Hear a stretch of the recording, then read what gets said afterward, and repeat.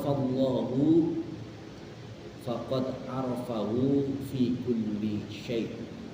Barang siapa yang mengetahui Allah, melihat Allah, maka tentu dia akan mengetahui Allah, melihat Allah dalam setiap sesuatu. Nah, terus apa hubungannya dengan kepegawaian kita? Makanya kita ini dulu siapa yang nyangka Papua lalu Munawir jadi kepala KUA Gerung, siapa yang nyangka? Atau nggak jauh-jauh siapa Nahrawi ini kok tiba-tiba jadi Kasih Bimas dari pucuk utara sana sampai saja ke sini. Ini semuanya tidak terlepas dari kudrah dan iradahnya Allah Subhanahu wa Ta'ala. Siapa nyangka juga Mbak Maya yang dari sana ya, sampai ke Gerung coba. Ini semuanya tidak terlepas dari yang namanya kudrah dan iradahnya Allah. Ini harus bisa kita lihat. Disinilah yang kita lihat adalah takdirnya Allah, af'alnya Allah di sini. Yang kita lihat, ya kita bisa dari sini ya. Kenapa? Jangan ditanya kenapa. Memang ini sudah takdirnya Allah. Yang kita lihat di sini ada campur tangan Allah Subhanahu wa Ta'ala. Sampai kita duduk di sini saat ini, nah, ini semuanya adalah kudrah dan iradah. Yang kita saksikan adalah apa? Yang kita saksikan itu takdirnya Allah, af'alnya Allah. Mungkin secara tasawufnya. Tetapi secara fikihnya bagaimana? Tentu pelunggu masuk ke sini tidak asal masuk, asal duduk, tidak. Melalui seleksi, melalui mengumpulkan berkas, mengumpulkan SK dan lain sebagainya. Nanti ada proses kenaikan pangkat, pemberkasan. Nah, itu fikihnya, itu syariatnya. Nah, mungkin belum tiba-tiba duduk jadi kepala KUA di sini tanpa ada satu berkas pun yang ada di kepegawaian.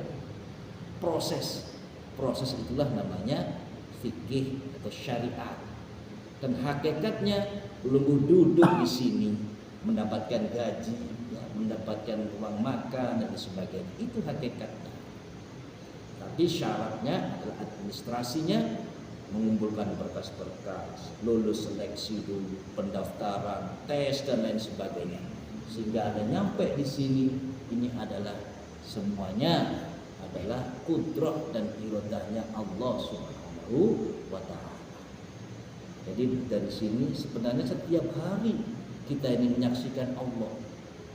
Makanya tidak berlebihan kalau Syekh Ibn Athaillah As-Sakandari dalam kitabnya Al-Ahkam mengatakan man arafallaha faqad arafahu fi kulli syai'. Dalam setiap sesuatu kita harus bisa melihat Allah. Karena Allah ini zat yang batin dan zahir. Batin artinya Allah tidak bisa dilihat dengan kasat mata, tapi dilihat dengan hati nurani, dilihat dengan kecerdasan otak kita, kebersihan, kebeningan hati kita, dan kesucian ruh kita. Baru kita bisa melihat Allah Subhanahu wa Ta'ala. Nah, karena Allah ini tersembunyi, maka Allah menampakkan semuanya, makhluk-makhluknya ciptaannya, ma fis samawati wa ma fil ardh. Apa-apa yang di langit dan apa-apa yang di bumi, ini semuanya adalah bentuk penampakan dari Allah Subhanahu wa Ta'ala. Cukuplah Allah menampakkan ciptaannya, tidak perlu menampakkan diri.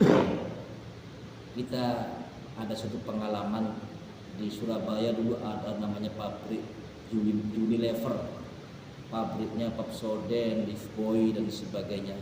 Sampai sekarang banyak karyawannya tidak tahu siapa presiden direkturnya, siapa ownernya perusahaan ini. Sembunyi ownernya itu, tapi yang nampak pegawainya, manajernya, yang nampak adalah supervisornya, wakil direkturnya. Tapi direktur utama, ownernya nyebut, dia sembunyi. Itu baru bos besar.